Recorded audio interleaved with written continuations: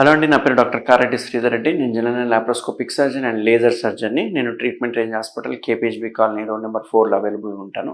ఇవాళ చాలామందికి పైల్స్ గురించి ఐడియా లేదు. పైల్స్ ఎట్లా ఉంటాయి, పైల్స్ వల్ల వచ్చే కాంప్లికేషన్స్ ఏంటి, పైల్స్ యొక్క సిమ్టమ్స్ ఏంటి అనేది వాళ్ళ చాలా మందికి ఐడియా లేదు. చాలా మంది ఏంటంటే రక్తం పడంగానే నాకు పైల్స్ ఉన్నాయి అని చెప్పి అనుకుంటుంటారు. బట్ రక్తం పడడానికి పైల్స్కి ఏంటి సంబంధం, అసలు రక్తం పడితే పైల్స్ ఉన్నట్టా లేనట్టా అని వాళ్ళు తెలుసుకుందాం.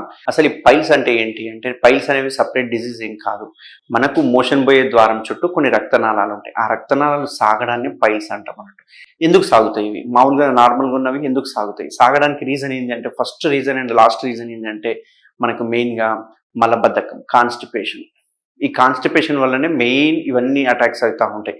ఈ మలబద్ధకం వలన ఫిషర్ రావడం కావచ్చు, లేకపోతే పైల్స్ రావడం కావచ్చు, లేకుంటే ఫిస్టులాస్ రావడం, ఇవన్నిటికీ కారణం ఏంటంటే మలబద్ధకం. మలబద్ధకాన్ని కాన్స్టిపేషన్ అంటాం. యూజువల్గా ఏమవుతుందంటే, ఇది మోషన్ పోయే ద్వారం అనుకుంటే కనుక మనకి ఇక్కడంతా చుట్టూ రక్తనాళాలు ఉంటాయి. ఇదంతా రక్తనాళాలు ఉంటాయి, చిన్న చిన్న వెజల్స్ ఉంటాయి. అవి కుషన్ లాగా ఉపయోగపడుతుంటాయి. మోషన్ పోయేటప్పుడు ఒక కుషన్ లాగా ఉపయోగపడుతుంటాయి. అయితే ఈ మలబద్ధకం ఉన్న వాళ్ళు ఏం చేస్తారంటే, ఫ్రీక్వెంట్గా కాన్స్టిపేషన్ ఉండడం వల్ల ముక్కి పోతుంటారు. బాత్రూంలో ఎక్కువసేపు కూర్చోవడము, అర్ధగంట కంటే ఎక్కువసేపు కూర్చోవడము, ముక్కడము, స్టార్టింగ్ మోషన్ గట్టిగా రావడము, హార్డ్గా రావడము. ఇట్లా వల్ల ఏమవుతుందంటే, ముక్కడం వల్ల ఈ గోడల మీద ప్రెషర్ పెరుగుతుంది. ఈ మోషన్ అనేది గోడల నుంచి ప్రెషర్ పెరుగుకుంటూ దీని మీద ప్రెషర్ చేయడం వల్ల ఇవి మెల్లగా సాగడం బయటకు వస్తూ ఉంటాయి. అట్లా సాగి బయటకు వస్తూ ఉంటాయి. అందుకే మనం దీన్ని గ్రేడింగ్ డివైడ్ చేస్తాం. గ్రేడ్ 1, 2, 3, 4 అని చెప్పేసి. సో మామూలుగా కొంచెం సాగితే గ్రేడ్ 1, గ్రేడ్ 2 అంటాం. ఎప్పుడైతే బయటికి వస్తున్నాయో దాన్ని గ్రేడ్ 3 అంటాం. బయటికి వచ్చినవి అట్లే లోపలనే బయట స్టక్ అయిపోవడం వల్ల అవి బయటనే ఉండిపోతాయి. దీన్ని గ్రేడ్ 4 అంటాం.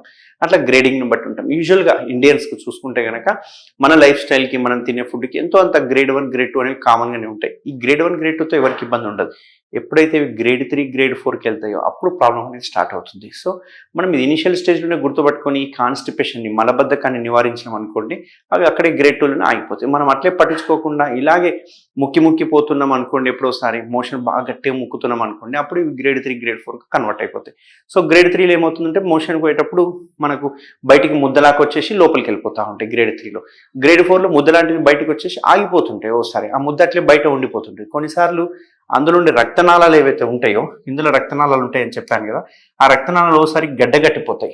గడ్డగట్టేసి బాగా నొప్పిగా ఉండి ఒక చిన్న స్వెల్లింగ్ లాగా ఫామ్ అవుతుంటుంది. దీన్ని థ్రాంబోజ్డ్ హెమరాయిడ్ అంటాం, థ్రాంబోజ్డ్ పైల్ అంటాం. అయితే పైల్స్లో కూడా 2 రకాలు ఉంటాయి. నేను చెప్పిందంతా లోపల ఉండే రక్తనాళాలు బయటికి రావడానికి చెప్పాను. దీన్ని ఇంటర్నల్ పైల్స్ అంటాం, ఇంటర్నల్ హెమరాయిడ్స్ అంటాం. కొందరికి బయట కూడా ఉంటాయి. బయట కుషన్ లాగా ఫామ్ అవుతుంటాయి, బయట కూడా ఉబ్బి స్వెల్లింగ్ లాగా ఫామ్ అవుతుంది. వాటిని ఎక్స్టర్నల్ హెమరాయిడ్స్ అంటారు. సో వీటన్నిటికీ ఏంటి అంటే, సిమ్టమ్స్ ఏముంటాయంటే, విపరీతమైన మంట, నొప్పి, రక్తం పోవడము, ఓసారి పెయిన్లెస్ బ్లీడింగ్ అన్నట్టు. పెయిన్ ఉండదు, ఒట్టిగా రక్తం పోతూ ఉంటుంది అన్నట్టు. అంతేకాకుండా ఏదో అడ్డం పడుతున్నట్టు, మోషన్ పోయేటప్పుడు ఏదో తట్టుకున్నట్టుగా, మోషన్ పోయేటప్పుడు ఏదో డిఫికల్టీ, డిస్కంఫర్ట్, కిందికి సాగడము, మళ్ళీ లోపల దొబ్బుకోవడం, ఇవన్నీ మనకు సిమ్టమాటిక్గా ఉంటారు అన్నట్టు. సో వీళ్ళు ముఖ్యంగా కాన్స్టిపేషన్, మనం బాగా గమనిస్తే కాన్స్టిపేషన్ కూడా ఉంటుంది.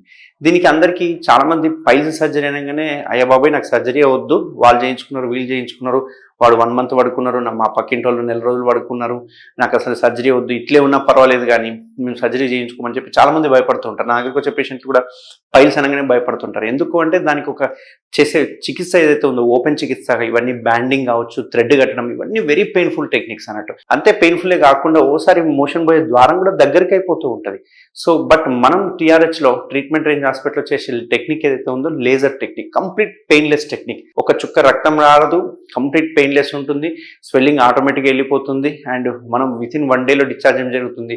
వాళ్ళకి ఎటువంటి పథ్యం అవసరం లేదు. మామూలుగా ఓపెన్ టెక్నిక్లో అయితే 10-15 రోజులు బెడ్ రెస్ట్ ఉండాలి, పథ్యం ఉండాలి, డ్రెస్సింగ్ చేయించుకోవాలి, సిడ్జ్మా చేయాలి, విపరీతమైన మంట, నొప్పి ఉంటుంది, 15 రోజులు నరకం కనిపిస్తుంటుంది. బట్ మన లేజర్ టెక్నిక్లో ఏదైతే ఉందో, ఈ లేజర్లో ఏం చేస్తామంటే, వెనకాల నుంచి వెళ్ళి ఈ రక్తనాళాలని సరఫరా చేసే రక్తనాళాలని మనము బ్లాక్ చేయడం వల్ల, కాల్చడం వల్ల ఆటోమేటిక్గా స్ట్రింక్ అయిపోతాయన్నట్టు. సో ఈ కంప్లీట్ పెయిన్లెస్ టెక్నిక్. ఈ పెయిన్లెస్ టెక్నిక్ వల్ల పేషెంట్ ఇమ్మీడియట్గా వెళ్ళిపోతారు. ఎటువంటి పథ్యం అవసరం లేదు, ఎటువంటి డ్రెస్సింగ్ అవసరం లేదు, ఎటువంటి నొప్పి ఉండదు. కాబట్టి హ్యాపీగా వెళ్ళిపోవచ్చు మళ్ళీ పేషెంట్ యథావిధిగా. సో ఇట్లా పైల్స్ ఎవరైనా ఉంటే ఓపెన్ టెక్నిక్ కానీ బ్యాండింగ్ కానీ చేయించుకోకండి, చాలా పెయిన్ఫుల్ ఉంటుంది.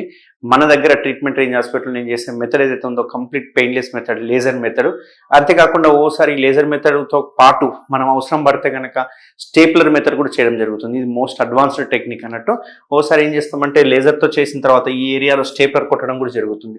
ఈ స్టేప్లర్ వల్ల దానికి రక్తానికి సరఫరా చేసే రక్తనాళాలను మొత్తానికి క్లోజ్ చేయడం జరుగుతుంది. సో ఈ రెండు టెక్నిక్లు పెయిన్లెస్ టెక్నిక్. దీనివల్ల 100% రిజల్ట్స్ వస్తుంది. పైల్స్ అనే విషయం మన ష్రింక్ అయిపోతాయి. కానీ గుర్తుపెట్టుకోవాల్సింది ఏంటి అంటే మనం ఎంత టెక్నిక్ చేసినా, ఏ మెథడ్ చేసినా కానీ మళ్ళీ రావద్దు అనుకుంటే అది కంప్లీట్ పేషెంట్ చేతిలో ఉంటుంది. ఎట్లా అంటే కాన్స్టిపేషన్ లేకుండా చూసుకోవాలి, ఖచ్చితంగా మలబద్ధకం లేకుండా చూసుకోవాలి, ఏ ఫుడ్ తీసుకుంటే ఫ్రీగా మోషన్ అవుతుంది అనేది గమనించుకొని మలబద్ధకాన్ని నిర్మూలించుకుంటే కనుక పైల్స్ని మనం పూర్తిగా అరికట్టొచ్చు.